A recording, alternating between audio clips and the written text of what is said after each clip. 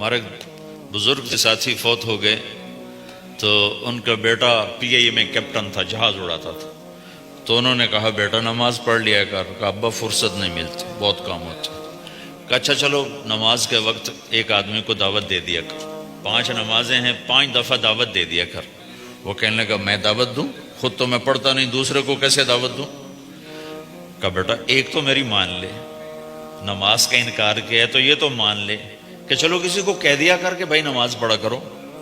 کہا چلو یہ تو آسان ہے، میں کہہ دوں گا. تو اس نے اپنے ابا کی بات مان لی، ہر نماز پہ 1-2 کو کہہ دیتا بھائی نماز پڑھا کرو.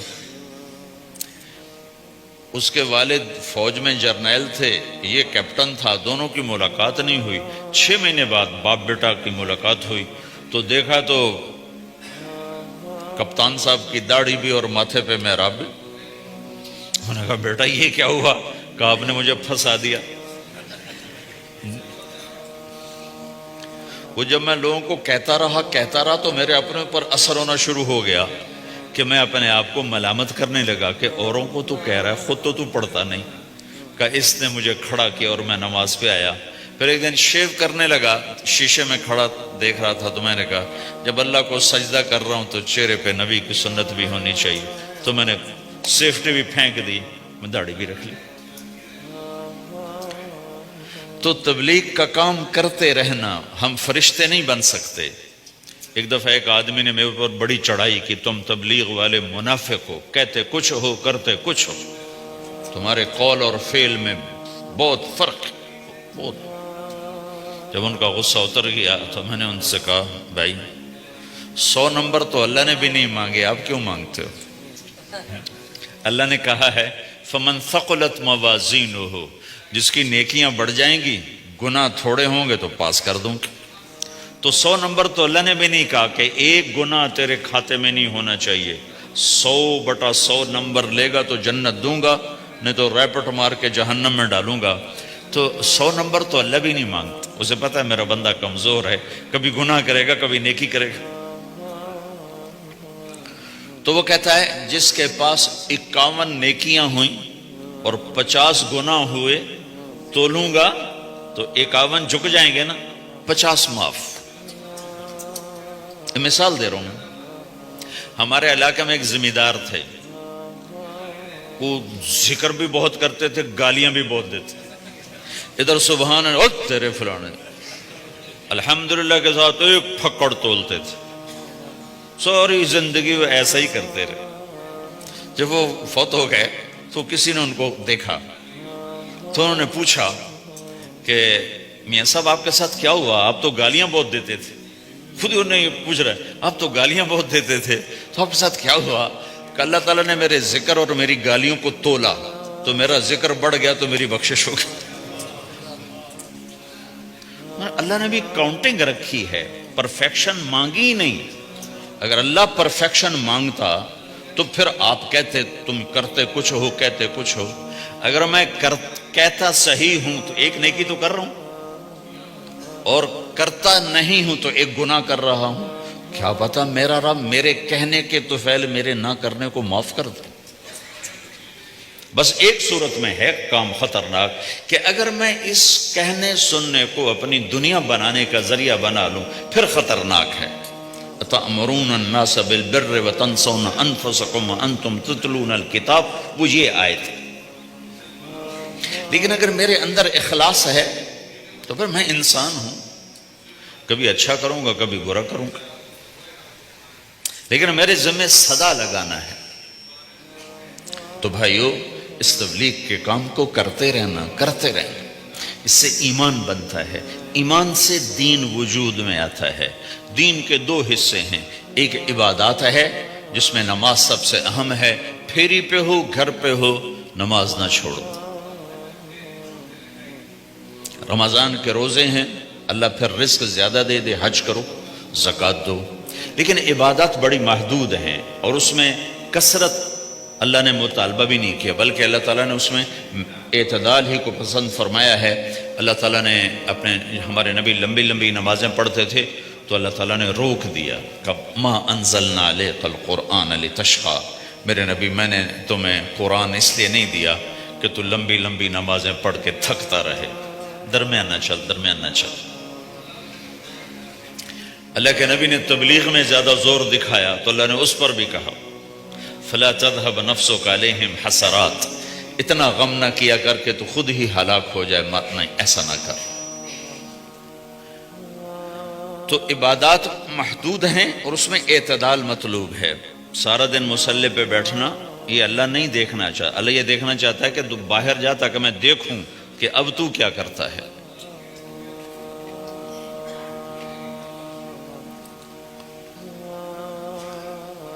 دوسرا حصہ اس کا اخلاقیات ہے، آپس کی معاشرت ہے۔ دین جو اثر انداز ہوتا ہے وہ معاشرت سے اثر انداز ہوتا ہے، عبادت سے نہیں، عبادات سے نہیں۔ عبادت تو مسجد کے اندر ہے یا مصلی پر گھر کے اندر ہے، روزہ اندر کی چیز ہے، حج بیت اللہ میں ہے، زکوٰۃ مسلمان کو دی جاتی ہے۔ تو دنیا میں دین پھیلنے کے لیے اور اپنوں کو دین کے قریب کرنے کے لیے جو سب سے بڑا عمل ہے وہ بھائیو اچھے اخلاق ہے۔ یہ دوسرا حصہ میں آج بیان کرنا چاہتا ہوں۔ اللہ کے نبی نے فرمایا ایو عر الاسلام اوثق، مجھے بتاؤ اسلام کا سب سے مضبوط عمل کیا ہے؟ تو صحابہ نے کہا الجہاد، یا رسول اللہ جہاد۔ اسلام کا سب سے مضبوط عمل کیا ہے؟ صحابہ نے کہا جہاد۔ تو آپ نے کہا وحسن وما هو به، ہاں جہاد بہت اچھا عمل ہے لیکن سب سے بڑا عمل نہیں ہے، سب سے مضبوط عمل نہیں ہے۔ ان کا جی الصلاۃ، نماز۔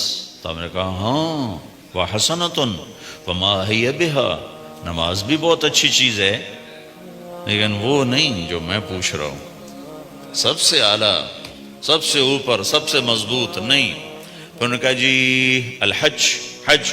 تو آپ نے کہا حج بھی بہت اچھا عمل ہے لیکن وہ نہیں جو میں نے پوچھا ہے۔ پھر صحابہ نے کہا جی روزہ، آپ کا روزہ بھی بہت اچھا ہے لیکن وہ نہیں جو میں نے پوچھا ہے۔ تو پھر صحابہ نے کہا یا رسول اللہ پھر آپ ہی بتائیں، ہمیں تو نہیں پتا۔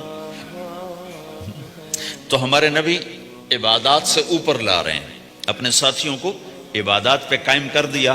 ہر آدمی نمازی بن چکا ہے، ہر آدمی روزے دار بن چکا ہے، ہر آدمی مالدار زکوٰۃ دینے والا بن چکا ہے، اور ہر آدمی حج کا جذبہ پیدا کر چکا ہے۔ اب آپ ان کو اخلاق پہ لانا چاہتے ہیں، چونکہ اسلام کی تکمیل اخلاق سے ہے۔ اسلام کو تشبیہ دی گئی ہے گھر کے ساتھ، بنی الاسلام علی خمس، تو بنیا کا لفظ عمارت پر بولا جاتا ہے۔ تو اسلام کی بنیاد میں ہے کلمہ، نماز، روزہ، حج، زکوٰۃ۔ اگر اس مسجد کی بنیادیں بھر دی جائیں تو اس کو مسجد تو نہیں کہیں گے نا۔ ہاں جی بنیادیں ڈال دی ہیں، چھت ڈالنی ہے، جب چھت پڑے گی تو پھر یہ مسجد کہلائے گی۔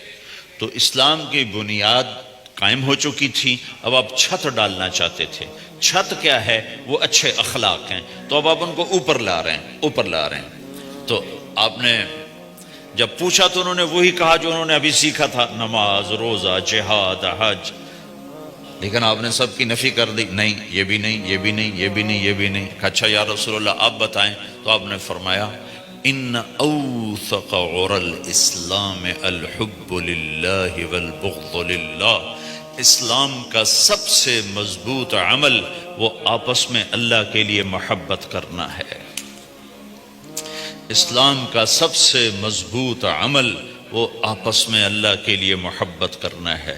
اسلام کا سب سے مضبوط عمل وہ محبت ہے، اللہ کے لیے بغض ہے، اللہ کے لیے محبت ہے، یہ اسلام کا سب سے مضبوط عمل ہے۔ تو بھائیو یہ چھوٹا سا معاشرہ اسلامی بن جائے، اس کے لیے بنیاد میں نے پہلے بتا دی، اب چھت بتا رہا ہوں، وہ ہیں اچھے اخلاق۔ اللہ تعالیٰ نے جب ہمارے نبی نے نماز لمبی پڑھی تو اللہ نے کہا درمیانی پڑھو، میں نے ابھی بتایا۔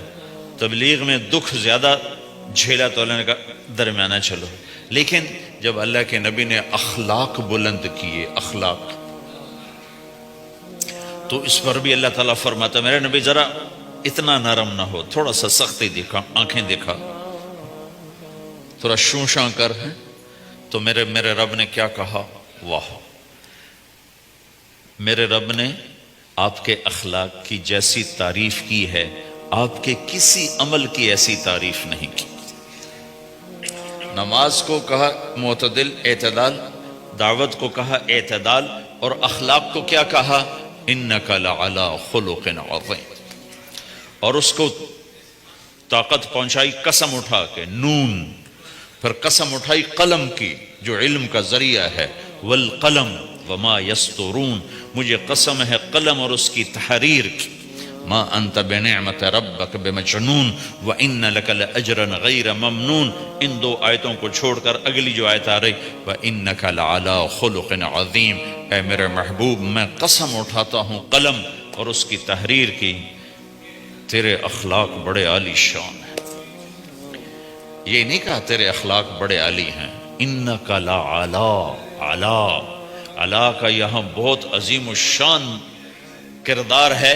علا یہ بتا رہا ہے کہ اے میرے نبی، جتنے اخلاق تصور کیے جا سکتے ہیں وہ سب تیرے تابع ہو چکے ہیں، اور تو ان پہ سوار ہو چکا ہے، تو ان پہ چھا چکا ہے۔ علا چھا جانے کے لیے ہوتا ہے کہ تمام اخلاق تیرے غلام ہو چکے ہیں۔ ایک دفعہ آپ نے فرمایا اچھے اخلاق 360 قسم ہیں، 360 قسم، 360 صفات کا مجموعہ اچھے اخلاق۔ کوئی ایک صفت کسی کو مل گئی تو جنت میں چلا جائے گا۔ تو ابو بکر رضی اللہ عنہ سامنے بیٹھے تھے، کہنے لگے یا رسول اللہ افی منہا شیء، ان 360 میں کوئی میرے اندر بھی کچھ ہے؟ تو آپ نے کہا تیرے اندر سارے کا سارا، کوئی کمی کوئی نہیں، پورے۔ یا آپ نے اور کسی کو نہیں کہا، صرف آپ نے یہ ابو بکر سے فرمایا کہ ابو بکر تیرے اندر پورے اخلاق 360۔ تو بھائیو، آپس کی محبت اور اچھے اخلاق یہ اسلام کا سب سے چوٹی کا سبق ہے، سب سے اعلیٰ درجے کا سبق ہے۔ اب ایک حدیث میں جو حدیث جبریل کہلاتی ہے، وہ انسانی شکل میں آ کر پوچھتے ہیں یا رسول اللہ اسلام کیا ہے؟ تو آپ کہتے ہیں کلمہ، نماز، روزہ، حج، زکوٰۃ، یہ اسلام ہے۔ یہی سوال اب آخری حج کا موقع آ چکا ہے، اب اسلام 9 سال آگے، 10 سال آگے جا چکا ہے اور اس کی شکل مکمل ہو چکی ہے۔ تو عمر بن عبسہ رضی اللہ تعالیٰ عنہ یہ آخری حج کے موقع پر آپ سے ملتے ہیں اور آ کر یہ آپ سے پوچھتے ہیں یا رسول اللہ مل اسلام؟ سوال ایک ہے، مل اسلام؟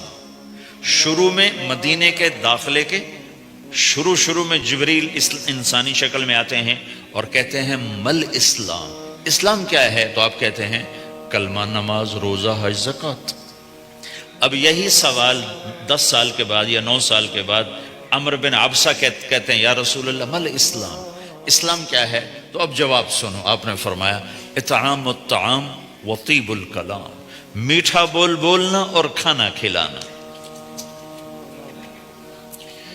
کسی سے میٹھا بول بولنا کتنا عظیم ہے میرے نبی کی، میرے اللہ کی بارگاہ میں، کہ آپ نے فرمایا ابتسامک فی وجہ اخیک صدقہ، تو اگر کسی مسلمان کو ہنس کے مل لے تو یہ بھی تیرے لیے صدقے کا ثواب ہے، صدقہ لکھا جائے گا۔ جبریل کہتے ہیں یا رسول اللہ مل ایمان، ایمان کیا ہے؟ تو آپ فرماتے ہیں اللہ کو ماننا، فرشتوں کو ماننا، نبیوں کو ماننا، کتابوں کو ماننا، تقدیر کو ماننا، موت کے بعد کی زندگی کا اقرار کرنا، ان تؤمن باللہ وملائکتہ وکتبہ ورسلہ وبالبعث بعد الموت، یہ ہے ابتدائی جواب۔ اب یہی سوال عمر بن عبسہ کرتے ہیں 9 سال کے بعد یا رسول اللہ مل ایمان، ایمان کیا ہے؟ تو آپ نے فرمایا الصبر والسماحہ، صبر کرنا، معاف کرنا۔ سوال ایک ہے، جواب 2 ہیں، کیوں کہ جگہ اور نوعیت بدل چکی ہے۔ ابتدائے اسلام ہے تو عبادات بتائی جا رہی ہیں، انتہائی اسلام ہے تو اخلاق بتائے جا رہے ہیں کہ اے عمر، ایمان کیا ہے؟ صبر کرنا، معاف کرنا، صبر کرنا، معاف کرنا۔ تو بھائیو، جو ہمارا معاشرہ بنے گا اسلامی، گھر میں باہر، وہ بنے گا اچھے اخلاق سے۔